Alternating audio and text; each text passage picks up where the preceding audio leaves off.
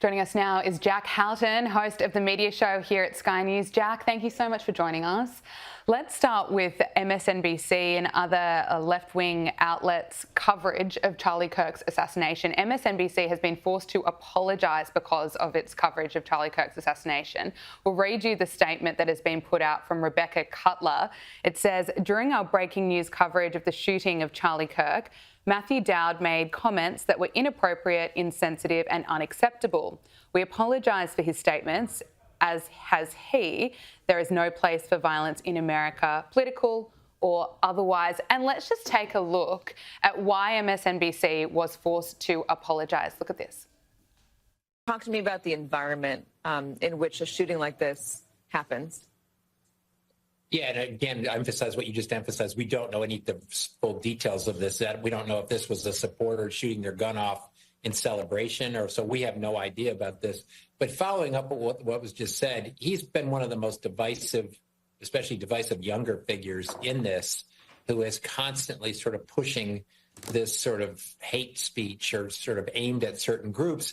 And I always go back to hateful thoughts lead to hateful words, which then lead to hateful actions. And I think that's the environment we're in, that people just, you can't stop with these sort of awful thoughts you have and then saying these awful words and not expect awful actions to take place. Matt. And that's the unfortunate environment we're in. Jack, it is just disgusting. They couldn't wait a day before they start trashing Charlie Kirk, saying his comments were divisive, that hateful speech led to this. What do you make of this? It's some of the most despicable media coverage I think I've ever seen. A man, a father of two, he's murdered. These comments are made as he's dying. He wasn't yet declared dead at this point.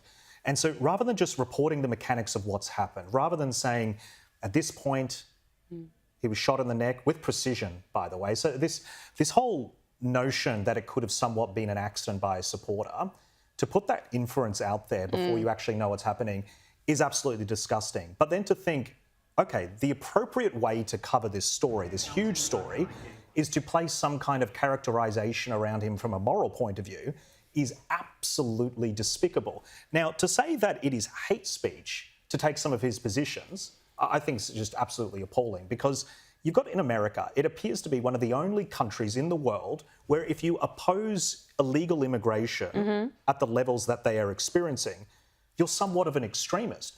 In Australia, left-wing parties and more conservative parties are in complete agreement that borders should be protected. No serious country adopts a policy that their borders shouldn't be protected. But we have news outlets who are supposed, they think that they're mainstream. I think that they're now on the fringe, and this is why people are moving towards more independent voices, because there is more integrity now. But you've got these people who are characterising that of protecting your borders of a sovereign nation as somewhat of an extremist viewpoint. Now, to say, I think the quote was, hateful thoughts lead to hateful words, which then lead to hateful actions. Now, think about that. That is a very deliberate argument that that action was somewhat justified or deserved, or simply it's his own fault for having hateful rhetoric. I don't even accept that it is hateful rhetoric to suggest that there is a crime problem. But for a journalist or a commentator to put that viewpoint out there, I think is appalling. And I don't accept their apology. I don't think Americans should. And I think that they should face some kind of congressional inquiry for why they are heightening the temperature in America. And it's leading to multiple assassination attempts on conservatives. Really well said, Jack. It's just absolutely disgusting. And you know what? I wish that was the only horrific statement that was made. It gets worse. Here's more coverage from MSNBC. Charlie Kirk is a divisive figure, polarizing, lightning rod, whatever term you want to use. Why? Well, he's one of MAGA's most prominent voices online. He hosts a near daily podcast. He opines on almost everything. He's been very closely aligned with the president since his initial run for office in 2015, 2016. And his ties to Trump really elevated his own brand. He was really quite young as an activist when the president launched his initial campaign, and he has kind of ridden along with MAGA. Again, divisive figure. I mean, how on earth is that okay when someone, as you say, a husband, a father has just been killed and he was loved by so many people, and we saw him, of course, lose his life doing what he loved, fighting for America, and made such a positive impact on so many people. He reached people right around the world. We're feeling it here in Australia. But those comments, divisive figure, I mean, he was someone that of course was happy to debate controversial issues. He didn't shy away from that. But I just do not accept that kind of language to describe Charlie Kirk on the day that he died. You know, you made the point about how he was fiercely debating strong borders, a policy we have here in Australia. It's not something that's really even that controversial. But even just a couple of days ago, Charlie Kirk was one of the leading voices on this issue of this horrific murder of a Ukrainian refugee, Irina Zarutska. And if it wasn't for people like Charlie Kirk, that story was getting pretty much dismissed by the mainstream media. But he was really leading the charge to call this out. And the New York Times had to be dragged to the table to even cover it, and he was making these points and holding the media to account, wasn't he? He absolutely was. And the thing is, CNN's coverage of Charlie Kirk's comments was saying that Charlie Kirk's comments were shameful when he made the point that this murder appeared to be racially motivated. It was a black man attacking, from the vision, it appears, you know, a white woman, and there's audio of the suspect who has been charged with the murder saying, "I got that white woman." So there is evidence that this appears to be racially motivated. Charlie Kirk stated the facts, calling that out, and then you have CNN saying Charlie Kirk should, you know, those comments were shameful. I mean, these outlets, MSNBC, CNN, I just do not understand how they justify some of this language. Yeah, it's incredibly upsetting. And look, just talking with you, I can see that you're upset by it. You're a young conservative woman, and it's not easy being a conservative in today's world. And I think that I know that we both sometimes feel the pressure from outside. Making very considered and careful arguments is being hit with this new degree of hostility from the left and then from the mainstream, and people who are refusing to call it out. Now, if I want to make an argument that there should be less immigration in my country, that isn't an extremist viewpoint. No. It's a numbers game. It has nothing to do with race, first and foremost. It has to do with facilities and space and GDP. And it's an economic argument more than anything. Yeah. And we have these figures in Australia, in America, who consider themselves to be progressive, who absolutely delight at the demise of somebody who was a father, who left a wife behind and 2 children. And I think that is upsetting for anybody on the conservative side of politics. And how dare anybody in media trying to equate it with this both sides, well, everyone's responsible for the rhetoric. No, that's not true.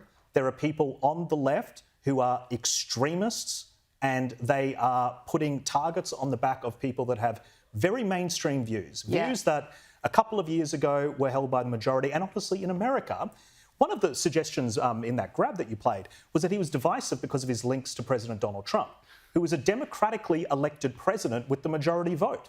So how could someone who has won the majority vote be this figure of division and extremism when the majority of people elected him? It is a denial of democracy. It is. It is disrespectful to every single conservative in the West, not just America, because this manifests broadly across borders. This is a problem that we are seeing all across the world, where we are tolerating the labelling of conservatives as being extremists. And what do you do if somebody is a far right? And you're saying somebody's far right, by the way. The furthest right you can be is a Nazi. What do you do to somebody who's a Nazi? You are justifying violence by using that label irresponsibly. If you don't use that label rationally and carefully, then you are justifying this sort of stuff. And MSNBC is the worst at this. Yeah. They're trying to do a rebrand because their own parent company can't stand some of the things they're saying. They're trying to distance themselves from it. But politicians, I think, in this situation, they need to ask what these journalists are knowingly doing to the temperature. It's nothing to do with conservatives making arguments. It is to do with people on the left trying to assassinate mainstream conservative views. You know, that is exactly right, Jack, and it's just absolutely terrifying to see this rise of extreme far left violence. We've seen this with Elon Musk, where people were encouraging others to go out and firebomb Teslas because Elon Musk was associated with President Trump. We saw Luigi Mangione, an accused killer, being deemed a hero to parts of the far left. And then we had journalists like Taylor Lorenz going on CNN trying to sympathise with people that wanted Luigi Mangione to carry out this alleged killing. It's just absolutely horrific, and it's something that worries me that potentially that kind of extreme viewpoint could be getting more and more mainstream because of outlets that are kind of promoting it and justifying it. Completely agree. Yeah, let's take a look at, it's not just MSNBC, it's also people on social media, absolutely disgusting. Let's take a look.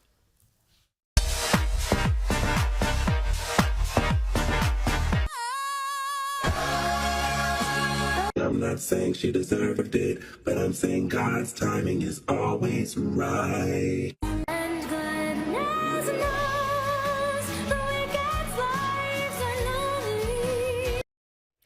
You know, looking at that vision, it just reminds me of Butler last year when Donald Trump had his assassination attempt, and we saw this kind of sick reaction from parts of the far left, people wishing that he had been killed, and now we've got someone actually celebrating Charlie Kirk's death. It's horrific. Well, what I would say is, if you find yourself on the side that is celebrating the death of a father, just think long and hard about whether that is a side that you want to be on, whether these are people that you want to associate with, because Charlie Kirk isn't the extremist. No. If you are suggesting that somebody should be murdered for their political views because of his stance on immigration, you are the extremist, you are the radical, and that is the company that you keep.